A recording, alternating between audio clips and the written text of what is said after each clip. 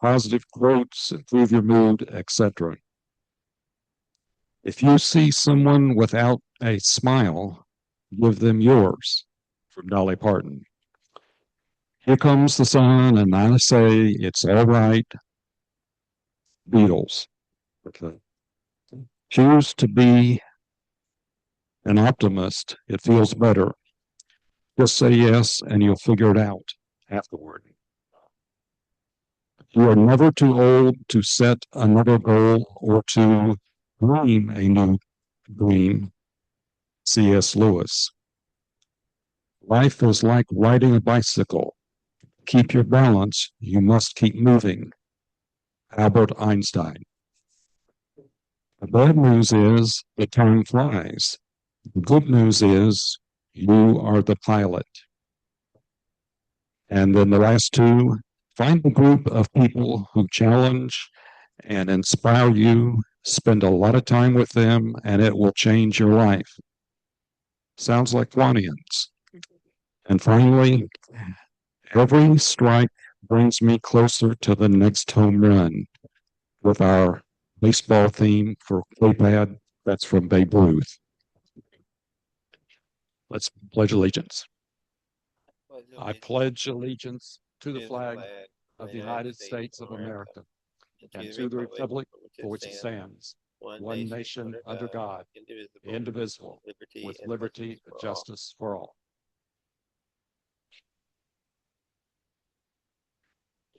Thank you, David. I'd like to call Val Brown. There you are. I was looking to introduce our guest. Such a birthday. I was headed there. Good afternoon, everyone. And I'm excited to say this week we have some guests, so we're really excited about that. So I'm going to introduce our guests and his or her sponsor, our guest who invited. So if you could both stand, that would be great. Our first guest is Kathy King. She's with Brain Injury Solutions. And Kathy is brought here by Alex, who's not here, I believe. Thanks, Kathy. Great to see you. I see her at all kinds of events, so it's great. And then our other guest is Dana Ackley. And Michael Broughton is the person responsible for him. So thank you both and welcome all of you. Val. Let me copy. Just make a copy. Okay. A little housekeeping going on. Okay. We are ready for K-Pad report. Jeff and Lois, you're up to bat. She did bring a bat.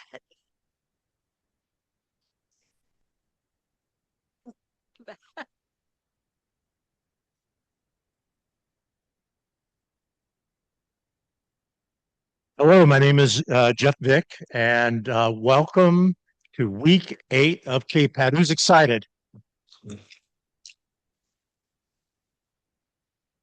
So I do have a thought to share before we get going. There is a public intellectual by the name of Margaret Mead who once said that never doubt that a small group of thoughtful, committed citizens can change the world. Indeed, it's the only thing that ever has, right?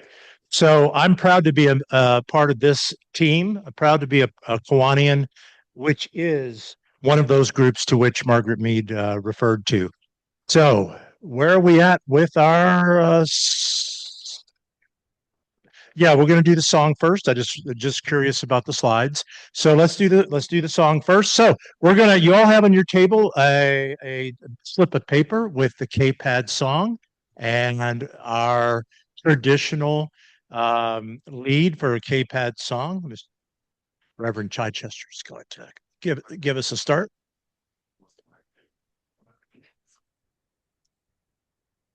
Here you go. That's figured. Ah, there it is.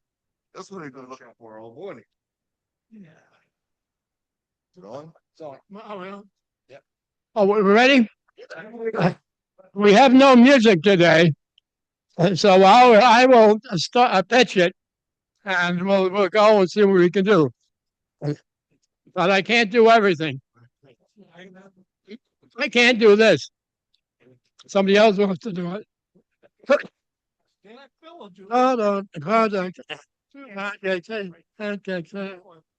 Pancakes here, pancakes there, pancakes syrup everywhere. Flipping along. Table set, schedule met, and the forget.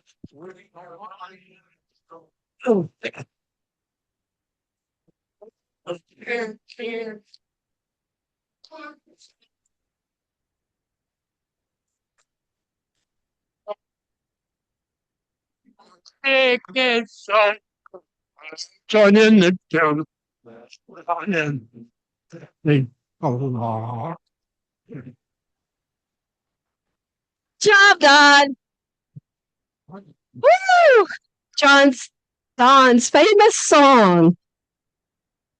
Okay, and if that doesn't bring luck, I don't know what will. All right. Assembled among this group of extraordinary civic-minded individuals, I do have some really good news for you.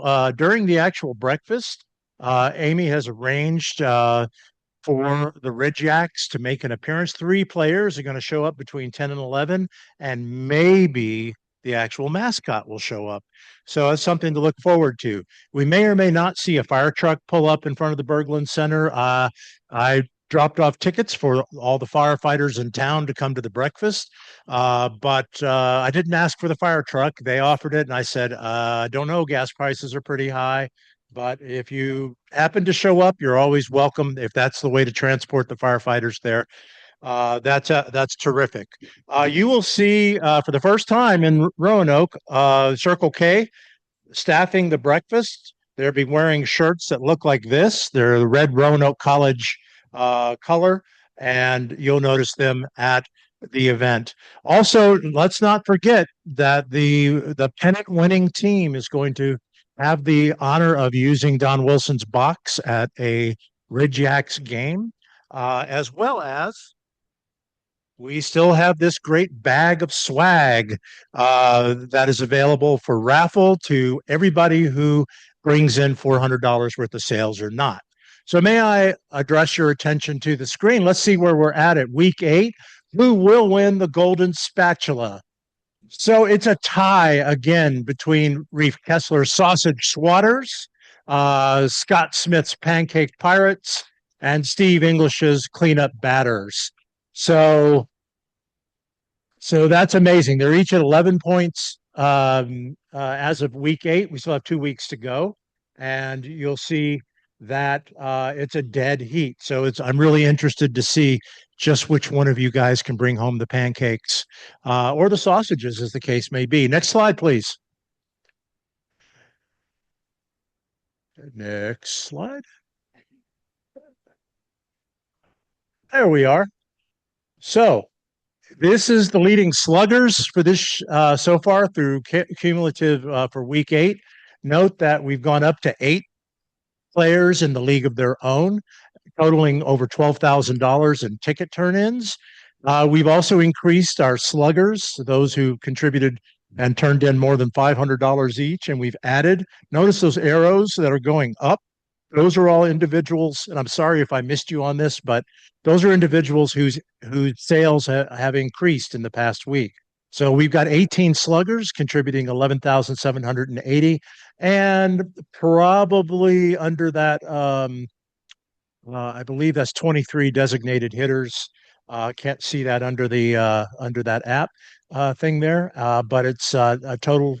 There we go, 23 designated hitters at $9,498. So congratulations to everybody, everybody totally, right? But these are folks who are turning in large amounts of ticket sales. Let's go to the next slide and check on the home run derby, please.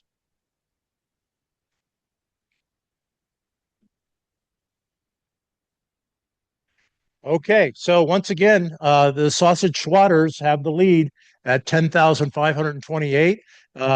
Babe Ruth contributed a little bit more this past week, and he's staying ahead with 3,525 in total turn-ins. Next is Steve English's team, the cleanup batters, at $7,147. And then Mike Franzese is starting to challenge Steve English for second place with 6,735 teams dollars, the Maple Miracles. So we're doing very well there, and the Sausage Swatters are the first team to have broken the 10,000 mark. And let's go to that's terrific. Note that Mike Franzise's team legit has 0 zeros. We're hoping to get even more 0 zeros. Let's note that there are 52 Kiwanians who have yet to turn in any sort of ticket numbers. We're hoping to change that over the next 2 weeks. Note that if each of those 52 remaining people were to just turn in 4 tickets worth of sales, that would be $1,248, right? So we're just asking for a family of 4 from each of those folks who haven't turned in anything yet. You can get that to us next week. You can let us know. I will come and pick it up if I need to do that. Thanks. And in the case of Don Wilson, that's a situation. Right? Pick that up, bring it in for him. Whatever you need to do to get it in. Scott, if you're listening out there, I'll come and get your proceeds and turn them in as well. So, drum roll, please. The summary of overall ticket sales for week 8 is spacebar 4,642. Cumulative $40,593. Woo! And we still have 2 weeks to go. Remember, even if they miss breakfast, they can still donate. But they can also get the tickets in this week. We'll count them up next week. And I think it's entirely possible we could go over 45,000 by the end of this, and that could be a record. I don't know, John, but that might be a record for ticket sales. And thank you, everybody. Thank you, team captains. Thank all of you who have gotten together to make that change that Margaret Mead spoke about. It's really going to allow us to spread money around the community very greatly.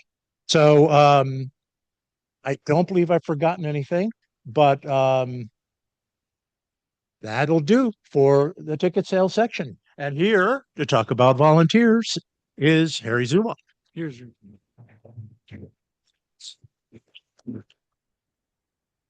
I'm Harry Zuloff, and I just got to make sure that this thing gets off the ground Saturday. We got to get pancakes flipping, sausage cooking, takeout.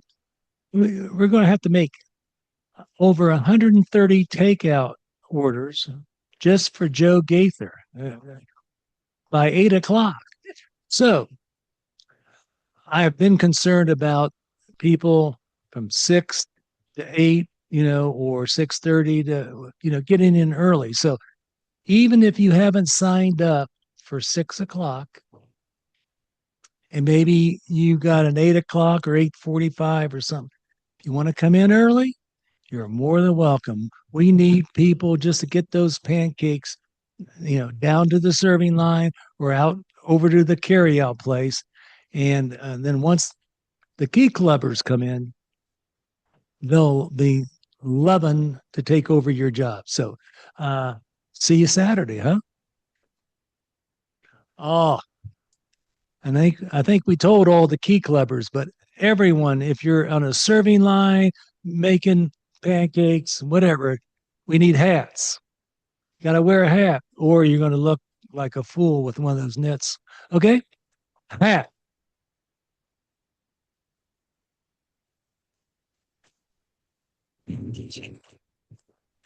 Not only is it impressive for me, but this slide's impressive. He has done an excellent job with teaching us about baseball. So thank you, Jeff. They're great. Thank you. All right. Announcements. Ken Briggs, oh, there you are. Would you like to come up and talk to us about the prayer breakfast. And then Fred, you will be after him. After, yeah. Are you doing an announcement? Oh, well, you are. Okay. Thank you, President Joyce. It was 1952.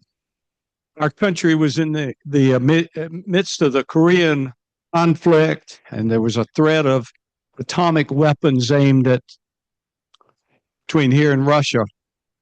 And in 1952, Congress established the National Day of Prayer.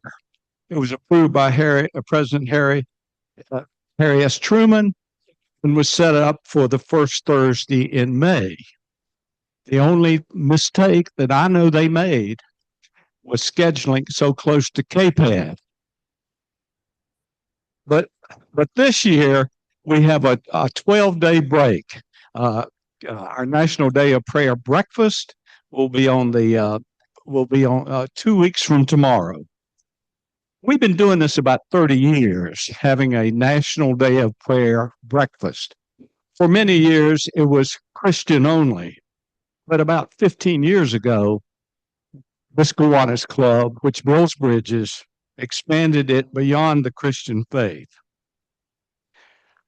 2 weeks from tomorrow, we will have prayers in the Muslim, Christian, and Jewish traditions, and we hope to have folks there from many religious traditions. Amy will have breakfast for us at 7 o'clock. The program will run from 7:30 to 8:30. It will again be at the Kazim Shrine Temple in West Campbell. Keynote speaker is Kiwanian and Reverend and Mayor Joe Cobb will bring our about 10 minutes of comments. Tickets are $10. What do you have to do? You can buy a ticket in the foyer or just see me or another member of our committee and tell us you want to come. Great opportunity to invite folks from your church or place of worship, or maybe people who worship differently than you do. And finally, a special shout out to Howell's Motor Freight. They have been our sponsor for many years now, and they allow us to pay the rent on the building. Thank you so much.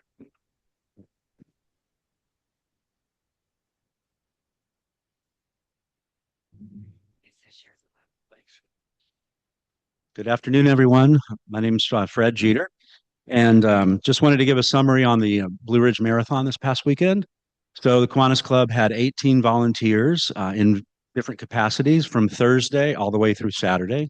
So we did things such as mark the course through downtown and up the mountain and all. We had marshals along the course during the marathon, and I think James helped out with the beer tent. I think he had a good time there. The Bohannons passed out T-shirts to the runners, and then we capped it off with a aid station on the side of Roanoke Mountain. So there were 10 of us up there from I think 6:30 in the morning till about 10:30 in the morning Saturday. So it was a great time. Thanks everybody for your participation, and hope to see you again next year. Thank you.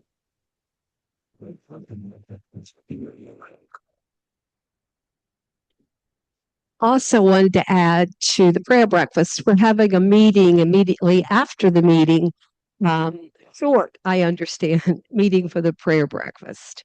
Also, I'd like Bert Boyd, if he would come up and tell us about Earth Day.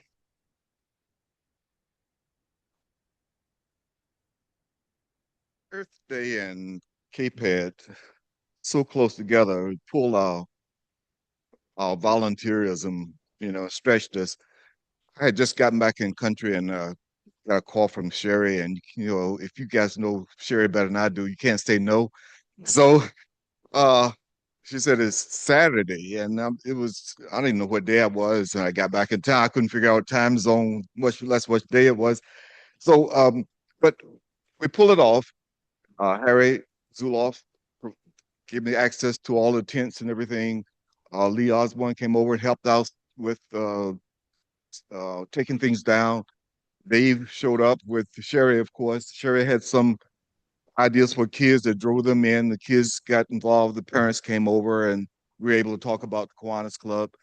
I think next year we'll make it a higher priority for the environmental committee so we can be prepared. And I think displays showing what caught a lot of people's attention is the back of our tickets show the groups that we contribute to that apply for grants. And I think if we display that larger, I think people would be more impressed to see that. And then we can link that with KPAD.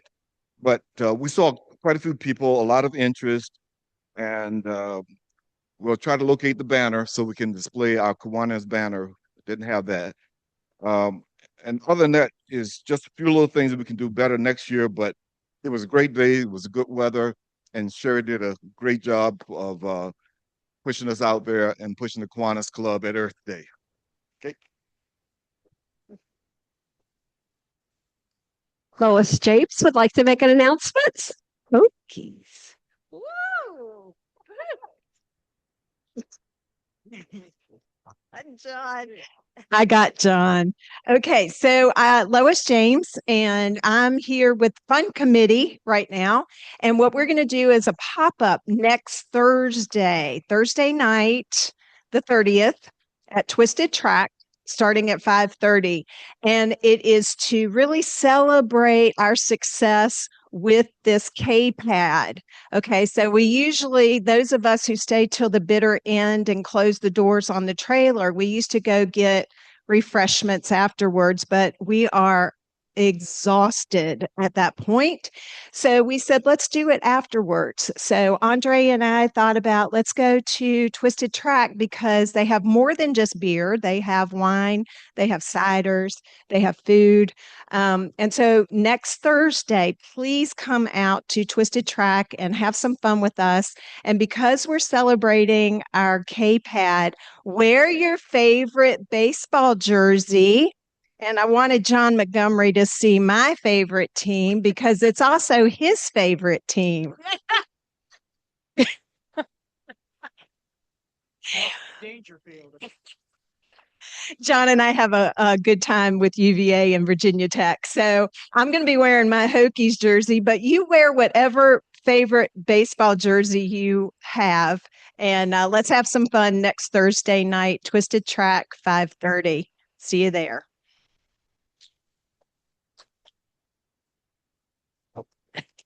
Amy Carter would like to make an announcement. You're right, John. Speaking of baseball, Amy Carter here. And on May 7th, after the prayer breakfast, we're going to let you guys go home, rest up, and then meet you at the ballpark at 6 o'clock. We're singing the national anthem. The Ridgeacks are going to be playing, and it's going to be a great time. Tickets are $11. Don Wilson, again, has offered his suite. So if you come out, you can go up to his suite and see a different perspective of the game, which is really fun. It's just going to be a great time. So we hope that we get a lot of you out there and represent. Well, also if you have a Kiwanis shirt, wear your Kiwanis shirt.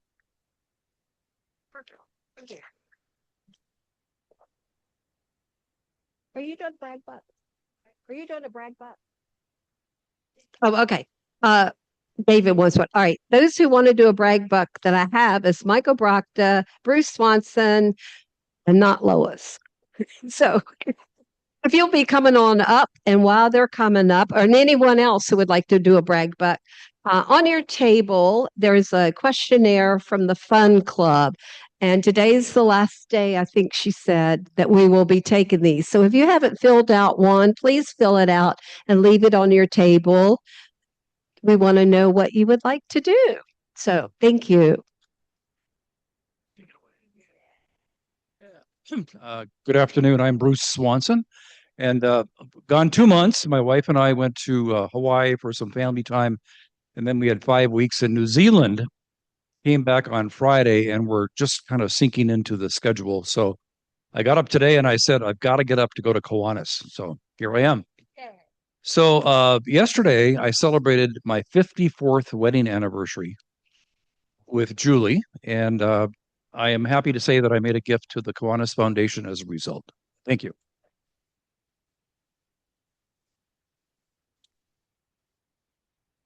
Right. Stay tuned. Here's the microphone. Hello, as you know, I'm president-elect, and as a result, I'm in charge of KPAD, and it's been a real exciting privilege, and I thank you all. But I wanted to thank those of you who've been selling tickets. You've done an incredible job. As head of KPAD, I am blessed with an incredible group of leaders and volunteers, and I thank you all for your work and look forward to it. I want to mention the sponsors. We have been blessed with Brilliant Clinic. We have Surf Pro. We have Haley Toyota, Fox Radio, and Red Jacks. Red Jacks have really stepped up to the plate and are going to be there. And I just appreciate all the sponsors greatly. Thank you.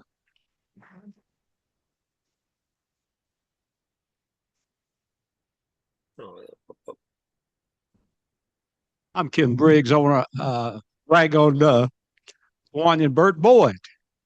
Bert mentioned that he was out of the country, I believe, but he didn't say where. He was been in Vietnam and other countries for the last 2 weeks. But this was not Bert's first trip. He was there in 1970, courtesy of the U.S. government in combat situation, along with John Pendleton and perhaps others of you. Welcome home, Bert.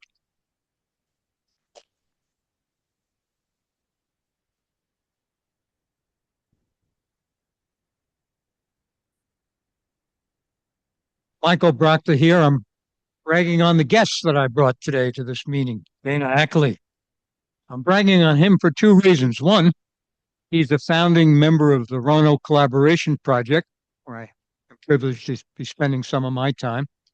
And two, he's written a pretty great book, which he will tell us about when he is here as a speaker in a few weeks. Thank you, Dana.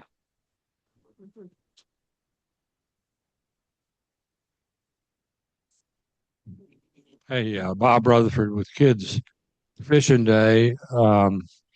As you can probably tell, I was a little delinquent getting here in time to put the sign-up sheets out.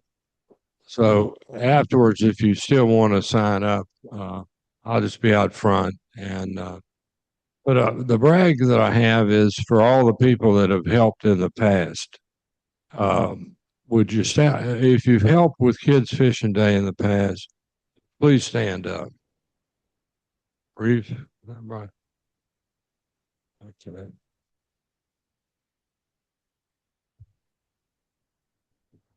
Now, I guess that gives you an idea that we need more people to help. And I can't help but point out that 18 people apparently helped with the marathon, and we only have about 12 signed up right now.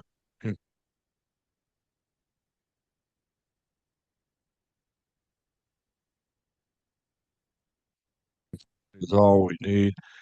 We need about 15 of them. We have about 8 signed up. Fortunately, we get people that are non-Kiwanians that are friends of mine and JC's, and also Jeff Vick has some guys from Roanoke College that are going to help out. But I appreciate if there's anybody else that knows how to fish and would like to have a great time and have some hamburgers cooked by Reeve Kessler afterwards, please consider signing up. Thank you.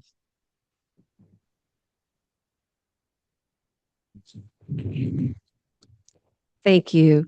Now I'd like to call David Perry up to introduce our speaker today.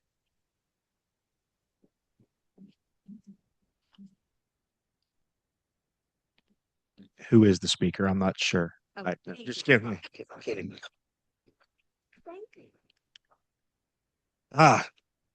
Good afternoon, everyone. Who knows what day today is? It's Earth Day, April 22nd. Earth Day was founded, I think it was in 1970. Yeah, so it's 56 years now. And of course, with at the Roanoke Kiwanis Club, every day is Earth Day because that's one of our key points of interest as a club is the environment. But during the month of April, we like to schedule some environmentally focused, earth focused, outdoor focused speakers. And this is the second of three that we'll have this month. Davey Rogner Stewards is the founder of Star City Compost and the Harvest Collective. He is a devoted earth worker, ecological educator, father, husband, and musician. Star City Compost has diverted more than 200 tons of food waste from the landfill since opening in 2024. Davey also led the nation's only coast-to-coast roadside litter pickup called Pickup America from 2010 through 2012 that cleared more than 100 tons of litter across 3,762 miles. And if you've ever done a Lick Run Greenway cleanup, that's what that actually feels like by the time you get to Valley View Mall. But that's an impressive number. Davey has a BS in environmental science and policy from University of Maryland College Park and has been named ABC World News Person of the Week previously. So congratulations. So without further ado, I'd like to introduce and bring up to speak Davey Rogner Stewards with Star City Compost. Happy Earth Day. You may have brought one of the hardest working Earth stewards in the city here. A lot of that 200-ton figure that you heard has traveled through my body and into those compost bunkers. And one thing I'll say, I'm going to share a bit about my work, my passion, Star City Compost and the Harvest Collective. But you all could start composting with us here at Kiwanis because your plates and your bowls are compostable. The only thing you'd have to do is switch over your cutlery to bamboo cutlery, and all this, cutlery and stuff that you use at all of these meals, you could start composting with us every week instead of sending it to the landfill.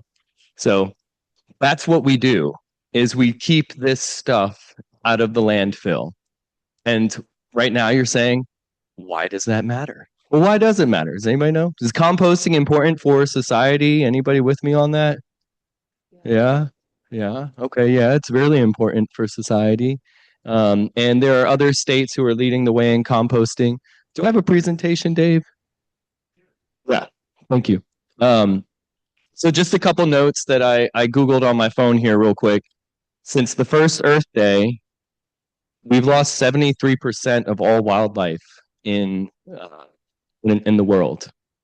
Since the first Earth Day, we've lost 30% of the world's farmland. Since the first Earth Day, we've seen carbon dioxide in our atmosphere skyrocket. A healthy place for parts per million of carbon dioxide in our environment, in our atmosphere, would be 350 parts per million. Today, we're at 430 parts per million. So future generations aren't going to look at us and say, how well did past generations do in increasing GDP? They're going to look at us and say, when faced with these catastrophic consequences of our actions, what did we do to change course and provide a livable planet? And so that's the question that I asked myself when I graduated college in 2009. How am I going to devote my life to bettering this world for my children and for all children that come for all generations after this? And it's taken a lot of sacrifice and it's taken a lot of dedication. So what I call my work, if you go to the next slide, Dave, I call this all compassionate earthwork. Do you have a click through to the next slide? Okay, he's getting there. So me on the right, at age 24, when I started Pickup America, I spent 3 years on the road picking up trash, going to communities, educating about zero waste. Funny thing about it is, if you look at it, you'll realize that all the trash is there again. And there's a certain thing that one must realize when doing earthwork is that everything is impermanent and everything is going to potentially go away eventually, all of what we're doing. And that's a part of the flowing and movement with it. And this has been an active service that I've done. I haven't received payment for this work. I've received very little support from many different institutions that be in the city, in the state, at the federal government. Star City Compost is a product of my wife and I's dedication to trying to afford compost options to our community. The Harvest Collective has been a dedication for me, believing that we can't unlock the potential of our restoration and our regeneration with our relationships with the land until we understand how the lands can feed us in a sustainable way. And so I've dedicated to both of these causes for 15 years now, actually. But it's really important about this compassionate part. It requires patience for people who aren't going to understand the work that I do. And that's really important because we're not going to bring people towards this earth work if we're upset or if we're too doom and gloom, right? The other part of it is that there's a perseverance that's required when doing this type of work because there are very serious barriers in the way in society that prevent this type of work from being effectual. Some of those being the hierarchies and the institutions that don't value this work yet. So let's go to the next slide. We're going to click through. So why is composting important? Well, composting is the third largest emitter of methane to our atmosphere by sector in the United States. I'm sorry. Food waste in the landfill, is the third largest emitter of methane in our by sector in the country. So methane is a greenhouse gas 20 times greater than carbon dioxide. So the act of actually composting prevents climate emissions. The other thing that composting does, it's really important that a lot of people don't realize, is there is a living biome within the soil. So if you're just buying bags of soil at Home Depot or at some of these other box stores, that soil isn't necessarily alive. That soil has nutrients that have been added to it that will help your plants grow. But what truly regenerates the soil is the structure, the carbon that you're adding to the soil, and then the ability of the microbial community to then create a living food web within the soil that allows your plants to process the nutrients into them most effectively. The thing that most people I'd really like to impart about soil health and composting is that the soil is like the gut for a plant. So if you can think of your own self and your own gut biome and the need to have a healthy activity happening in your gut to help you digest, that's the same thing that happens in the soil. Now, when we just add synthetic fertilizers, we're just adding the things that the plant needs that it can absorb. But if you actually have a healthy soil community that's alive there, that's unlocking the nutrients naturally within the soil and creating a real cycle of life within the soil. The other thing that people don't realize about composting is when you apply this living compost to the ground, it actually then sucks carbon out of the atmosphere. So not only does composting prevent methane emissions in the first place, but because the compost is alive, the carbon sink that is in the soil is the living microorganisms that then bloom off of the compost that you put on the ground. So composting is one of the greatest things we can do culturally to start restoring our climate and start restoring our landscapes. And I've dedicated to it, not just for climate reasons, but more so even for the agricultural benefits of composting. So we go to the next slide, Dave. And I'm being guided through my presentation too. Next. So a little bit about methane emissions. I'll just highlight this quickly. So people say, oh, wait, but we can cap the landfills. We can catch the methane coming out. 61% of the methane generated in landfill by food waste happens before a landfill ever gets capped. So the idea that capping landfills and we're going to harvest this methane for natural gas does not actually prevent the methane from being released. That's the nature of this slide. Dave, if you can go to the next one. He's clicking through for me. So this is an aerial view of Star City Compost. I built this place with my own hands and tractors and machines, raised the money, financed it through 5 years of work, just saving money, squirreling it away so we can make this investment. It was an $80,000 investment to build this compost facility. We're just one of 8 food waste composting facilities in the entire state of Virginia. So Virginia, out of the states that were like, they did a study to rank different states and how much compost infrastructure and composting activity they had. So out of the 26 states surveyed, Virginia ranked 24th out of 26. So we are very much lagging behind in this industry. And I could go on and on about why this is. But one of the things that I want to highlight about us at Star City Compost is that we're not really an industrial scale facility. I would say we're a community scale facility. We're not people composting just in their backyards. We're aggregating a large amount of food waste and making very large piles, which achieve very high temperatures, killing off weed seeds. It is a far more efficient way to compost in a system like Star City Compost because we have it set up to aerate. We have it set up to receive water. We're not causing any pollution through groundwater contamination because the active composting we do is on a concrete pad. And it creates a better quality product. And so the compost you might buy at the store, the difference between Star City Compost and what you might buy at a store is that our compost is alive and has been sealed in plastic for months before it comes to you.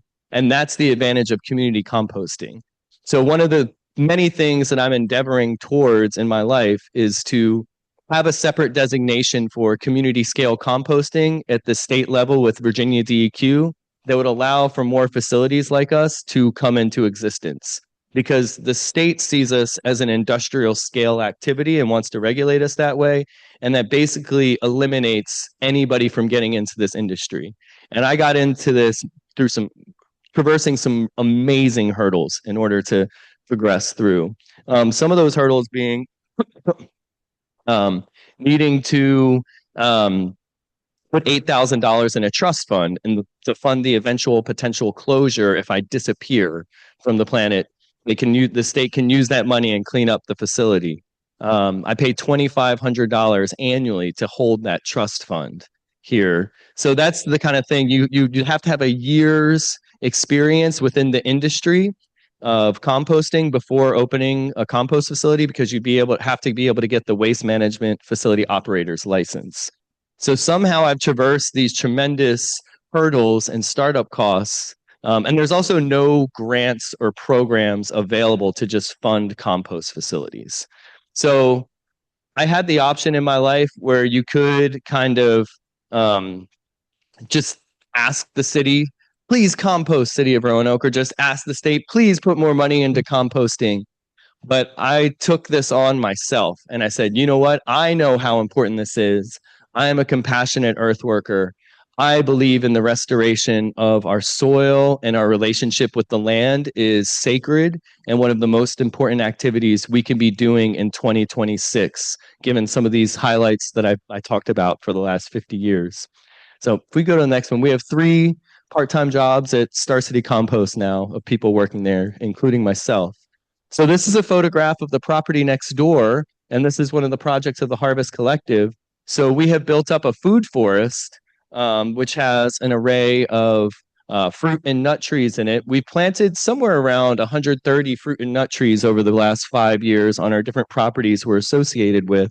Some of those properties include the Roanoke Redevelopment Housing Authority projects. So there are a number of fruit trees that have been planted there for that community to access for free. Some of these are the project I led. So I led the creation of this forest garden. There's peaches and hazelnuts. And we've had over 6,000 volunteer hours that have gone into all of this work to build it up. And a lot of it was done without anybody footing the bill of paying us all to do the work. So that's the amazing thing. We just believe in this. And what we're highlighting now within the Harvest Collective is basically I wouldn't say it's an alternative currency, but it's a time bank. So instead of being a community garden where you kind of have your own little 4x12 plots, we track everybody's hours. We put everything on irrigation systems. We have all the compost available through Star City Compost. And then you get distributed credits to then receive food that's grown in this community farming system. And the basis of this is far more efficient than everybody doing it themselves in their own tiny little plots next to each other in a community garden. So I've been leading this type of activities. We have a solar powered education trailer. So if you ever wanted to learn more about composting, we can come to your school or your community. And the reason why it's solar powered, what it's powering is actually a blower on the inside. So Star City Compost, we employ what's called static aerated composting. So we don't move our compost piles. You saw those bins. We don't move them from bin to bin. We actually just load it in there, and then there's a bouncy house blower and PVC pipes underneath it that just flushes air through it for about 2 minutes every hour. So that's how we achieve the aeration in our system. And then I also have systems where I pump the compost leachate back into those piles. And we also pump rainwater in times of drought or when we don't have that leachate. So you get the compost nice and moist and nice and aerated, and the wood chips turn very spongy, and it heats up to about 160 degrees in those systems for a number of weeks. And by the time I pull it out of those bunkers after about 6 weeks, you don't see any food waste, you don't see any meat, you don't see any citrus. We put in these compostable bags that all disappear within that system in just a very small amount of time. And it's because we've really dialed in the necessary components to expediting the decomposition of soil. Now, you're never really going to create those conditions effectively in your backyard. The reason being, you're not going to be able to get your compost pile big enough to create those conditions. So that's why Star City Compost and what we do is a much more efficient way to actually achieve composting and kill off pathogens and weed seeds. We can also compost, these bowls and plates, and we can compost meat, and we can compost citrus, which you're never going to really compost in the backyard system either. So this is another what's happening right now. We've had a farmer who's joined us. He's a 72-year-old man, and he was basically farmless. He got, I wouldn't say kicked out of his farm, but he needed to shift his operations. So we wrote a grant last fall, and we're helping Teddy get established at our compost facility with different growing plots. And he'll be at the Salem Farmers Market every Saturday if you ever want to go out there and purchase some food that we've grown right there at Star City Compost. We have another woman named Velvet, and it's kind of hard to see, but on the left side is the community garden that we've constructed. A guy came and climbed the trees and took those pictures for us. But that's the community garden there, and there's Velvet. And she leads all of the volunteer activities at Star City Compost. So she's there, or at Harvest Collective. She's there every Tuesday, Thursday, and Saturday from 8:30 to 1, or 9:30 to 1, I'm sorry. Should you ever want to come out and work with us and be a part of this time bank program. Go to the next one. Next Saturday, we're having Compost Fest. So if you'd like to come tour the compost facility, we're doing a dedication of a monument during the Compost Fest to honor the workers of the land, past, present, future. We're doing a transition in the way that we want to relate to our earth, and we're making that conscious through our dedication that day. We'll have some hip hop and folk and soul and jazz funk bands are the ones that are playing. So go to the next one. So yeah, I was just going to bust through this really quickly, but 5 critical components to composting. And airflow, so you can kind of see our PVC pipes that we keep underneath the compost pile there. And that's how we do it in our system is we have those PVC pipes, but sometimes that requires manually turning your compost with a pitchfork. You're going to have to get good air in there. And the air, if you're wondering what prevents the methane, it's actually that the air creates a different molecule when it's going through the composting process. So that's what makes composting different than just landfilling is the air. So you have CO2 as a byproduct of composting rather than methane as a byproduct of anaerobic activity inside of a landfill. So that is why, and CO2, remember, is 20 times less potent than methane as an emission. So it's not as bad. We have hydration. So rainwater, I would say, if you ever do composting, probably the biggest thing you're missing is you need to water your compost just as much as you water your plants. You're feeding living organisms inside the soil, and that is what causes the compost to go forward. So if you're going to compost well, you want to have a proper carbon to nitrogen ratio. And what that basically means is you're going to need about 2 to 2.5 buckets of leaves or wood chips or dried grass or straw to mix in with 1 part of your food waste or manure. So that's another reason why composting in a system like Star City Compost is much more efficient, is because we have all of those things on hand. We can mix it properly, and you're not needing to do all of that work in your backyard yourself or having a big wood chip pile to mix it all in yourself. You go to the next one. And inoculants. So That's a nice picture of the soil food web on the right. And there's a number of different decomposers that you can use in the compost system. We use microbial-based composting. So we have the thermophilic bacteria that increase the temperatures in the compost piles really high to achieve decomposition.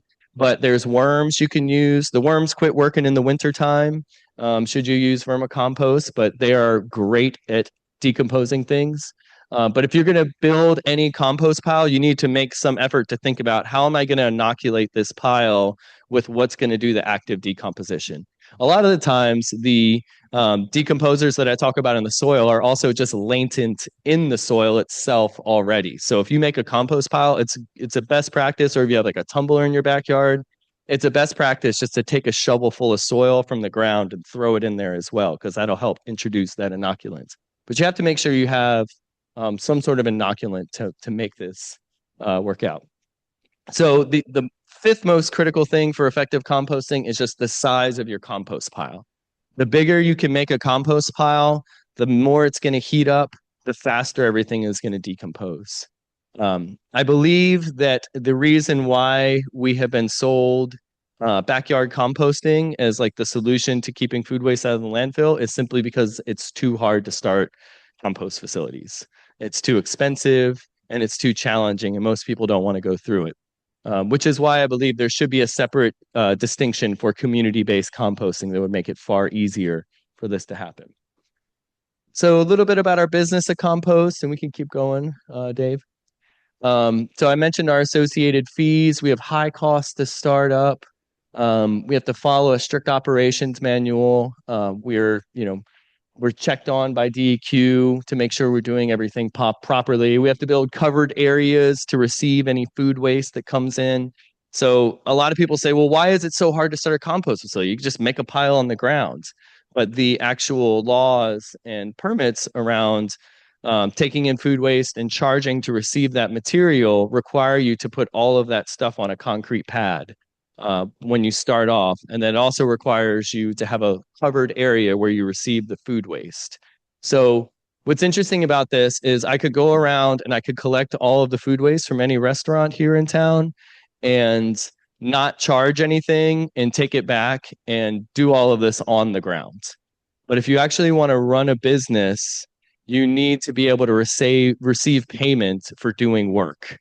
It doesn't really work just to do all of that for free. And you also can't sell your compost if you were to do that as well. So this is why we've gone through the process of getting a permit. It's because you can't really run a business that way. Go to the next one. So that's what makes me feel about how hard that is. And behind you, that's a picture of me mixing in our covered mixing bay. So I built that mixing bay for like $800 versus, and I can't receive like truckloads of food waste or anything because our mixing bay is so small. Still facing probably about $10,000 of upgrades I need to do at Star City Compost in order to get us up to snuff of what would be the smoothest running possible compost facility. And maybe we'll get there one day, who knows? So we have different programs, and this is how it works. So if you wanted to compost with us, I brought some buckets with me, and you can come talk to me afterwards. Everybody gets a bucket in the program, and there's a twist-off lid, and there are bags, compostable bags that go on the inside. We have 10 different drop-off points around the city in Cave Spring and Salem, where you can then, as much as you want, just empty the contents of your compost into those drop-off points. They have a combo lock on them, and that program is $12 a month. So you can compost as much as you want in that program for $12 a month. Then we have curbside pickup. So we can come once a week, we come every other week, or we have this seasonal program where we come every other week in the winter and once a week in the summertime. Then we also have commercial and institutional options. So our biggest client right now is Hollins University that we receive compost from. We also receive some compost from Carillion at their culinary processing area where they make all the food. And Blue Ridge Catering and Leap and BJ's gives us all of their meat waste. I don't know why it's only their meat waste, but that's what they wanted to do. And I know we have one more, but I'm forgetting who it is. But we don't have that many clients yet. We have about 240 people, individual households that compost with us right now. Go to the next one. So here's Blue Ridge Catering. We provide this nice certificate every 6 months that lets them know how much food waste they kept out of the landfill over the last 6 months and what the equivalent effect on the carbon, their carbon footprint that has been. So that's kind of why businesses would do this, is because they're worried, they're concerned about sustainability. They can improve their image in the community about how green they are, how committed they are to basically to our planet through this type of work of composting. And one of the very difficult things you must realize for me in this business is that if it costs very little for people to just pick up their waste in a dumpster, but then it costs a little bit more to compost with us, most people who are only thinking about the dollars and cents are not going to want to compost. So that is the uphill climb that I have because we don't have proper incentives or carrots or sticks from the government, as we know, incentives or something to force people to compost. All there is just the goodwill of people wanting to do it because they believe in it, which luckily is enough that we can exist. But we're about half capacity of what we could be processing at Star City Compost. So we'd love to make more compost for our community, but we need more food waste coming in. So little picture of the curbside route. That's what it looks like after I pick up and people put their bucket at the curb. And these are some of our drop-off sheds. So that one's at St. Elizabeth's Episcopal in Grandin. That other one, we partner mostly with churches for our drop-off stations where they are. You can ask me about where more of those are. And there's our screener. So after about 5 months of it going through the composting process, we screen out the material and we make a finished compost that we then provide to our clients, so our customers in the program. If you are a member in Star City Compost, you're entitled to two buckets of compost in the spring and 2 buckets of compost in the fall. So it's basically the program is that we're doing the compost work for you, and you do get the compost back to use on some of your plants. And then we're going to start bagging it up and selling it in various avenues soon. We've been selling it in bulk to a number of community gardens. And here's some of the folks. There's me in the back of the trailer where I'm handing out compost to people. And that was one of our customers there on the left receiving her free compost one day and just smiling with it. And we'll through this. Yep.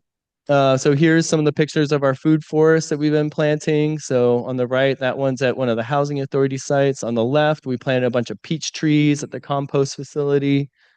And this is our next big project I'm hoping to fundraise money for. I'm likely going to be starting a new nonprofit here this summer in order to redefine the Harvest Collective as a nonprofit organization so that we can better connect our community to these agriculture projects, so that we can fund these agriculture projects, and so that we can actually write grants to support our food security through growing food directly in Roanoke City. One of the things that I would say about Star City Compost that differentiates us from a lot of people who might come talk up here, we're producing a real product in Roanoke City, right? We're not ordering stuff from far away to bring in here and resell. We're actually recycling and keeping stuff out of the landfill and making something real that's going to benefit our community right here in Roanoke City. And I'm just about done. Another food forest site. And there's the end. So I thank you all for your time and listening. I could take a couple questions. Thank you, Davey. Would it be okay if they ask you questions after? Okay. Any questions? This is the man. He has asked, guess where? His honorarium to go to, Star City Compost. So there you go, Dave. Thank you very much. Please stay and ask questions if you would like. Next week, David has another great program for us, right? Of course you do. We'll have a Roanoke Food Shed Network next week. So go and enjoy your rest of the day. I will see all of you on Saturday at KPAD. Meeting adjourned. Sorry, have to get one. But I think people will ask. I love it. I love it.